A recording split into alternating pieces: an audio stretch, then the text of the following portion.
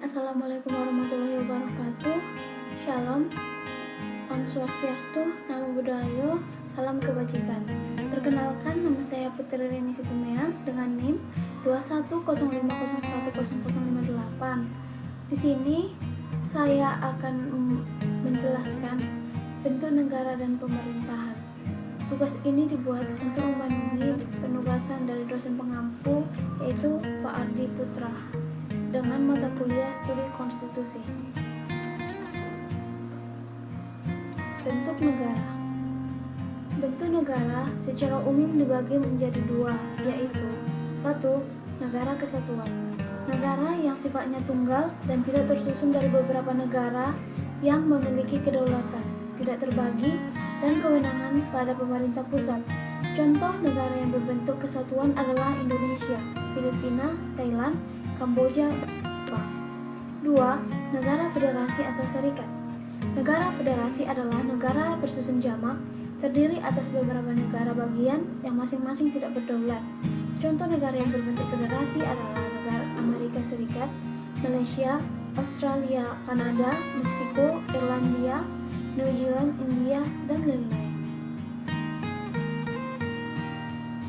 Bentuk negara Indonesia. Bentuk negara di Indonesia adalah kesatuan. Biasa disebut Negara Kesatuan Republik Indonesia atau NKRI. Pernyataan yang mengatakan Indonesia adalah negara kesatuan dapat kita temukan di Undang-Undang Dasar 1945 Pasal 1, yaitu negara Indonesia adalah negara kesatuan yang berbentuk republik. Bentuk pemerintahan. Bentuk pemerintahan biasanya dilihat dari siapa yang menjadi kepala negaranya. 1. Monarki. Bentuk pemerintahan monarki yaitu bentuk pemerintahan yang dipimpin oleh seorang raja atau ratu sebagai pemegang kekuasaan negara. Setiap raja dan ratu dapat memiliki julukannya masing-masing. Seperti di Jepang, raja biasa dipanggil dengan sebutan kaisar, Brunei Darussalam dengan sebutan sultan, dan di Malaysia sebutannya adalah pertama. 2. Tirani. Sekilas hampir sama dengan monarki, namun tirani dijalankan oleh seseorang dengan sewenang-wenang, secara otoriter dan absolut.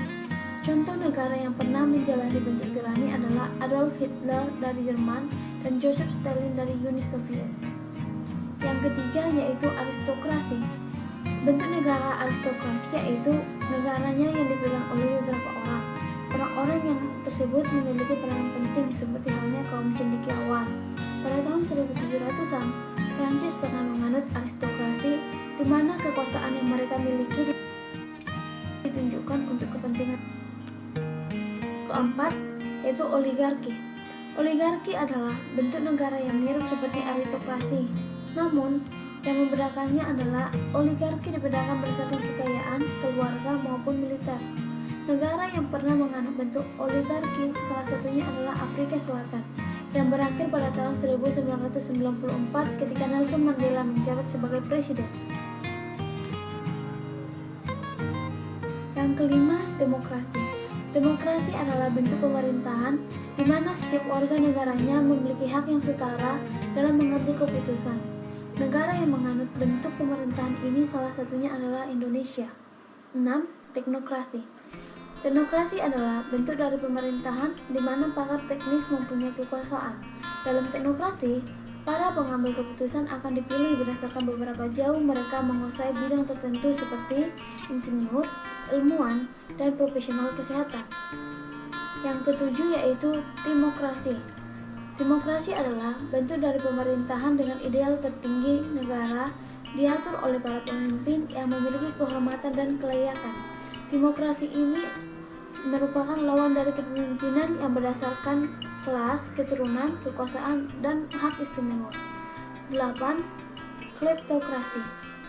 Kleptokrasi adalah bentuk pemerintahan di mana pemegang kekuasaan menggunakan posisinya untuk mencuri kekayaan negara atau korupsi. Mereka mengambil pajak yang berasal dari rakyat untuk memperkaya kelompok tertentu iri. Yang kesembilan, oklokrasi. Oklokrasi terjadi saat negara dalam anarki massa dengan pemerintahan yang tidak legal. Mereka memiliki kekuasaan senjata dalam jumlah besar, sehingga rakyat lain menjadi takut. Pada tahun 1930-an, Amerika Serikat hampir masuk ke dalam kategori ini, di mana kekuasaan mafia mengendalikan negara secara ilegal dan inkonstitusional. Yang ke-10, plutokrasi. Plutokrasi adalah ketimpangan antara yang kaya dan yang miskin sangat jelas ditunjukkan. Hal ini karena bentuk pemerintahan tersebut disetir oleh orang-orang kaya yang tercipta dari suatu kondisi ekstrim. Mereka tidak hanya menguasai sumber ekonomi dan politik, tetapi juga sumber militer seperti senjata dan lain-lain. Demokrasi di Indonesia. Seperti yang kita tahu, bentuk demokrasi di Indonesia merupakan bentuk yang menjunjung tinggi nilai dari Pancasila dan penerapannya. Dalam berdemokrasi, kita lebih mengutamakan kepentingan negara daripada kepentingan pribadi. Demokrasi mengandung berbagai nilai moral, yaitu 1. Seluruh rakyat Indonesia yang memiliki hak yang sama dan adanya keseimbangan antara hak dan kewajibannya. 2. Adanya kebebasan dalam berpendapat dan harus mempertanggungjawabkan secara moral, baik itu kepada diri sendiri, negara, dan kepada Tuhan Yang Maha Esa. Yang ketiga, pengambilan keputusan dengan melakukan musyawarah dan mufakat. 4. Menjunjung tinggi kebersamaan dalam meraih tujuan dan cita-cita. Sekian dari saya, jika ada kesalahan, mohon maaf. Terima kasih.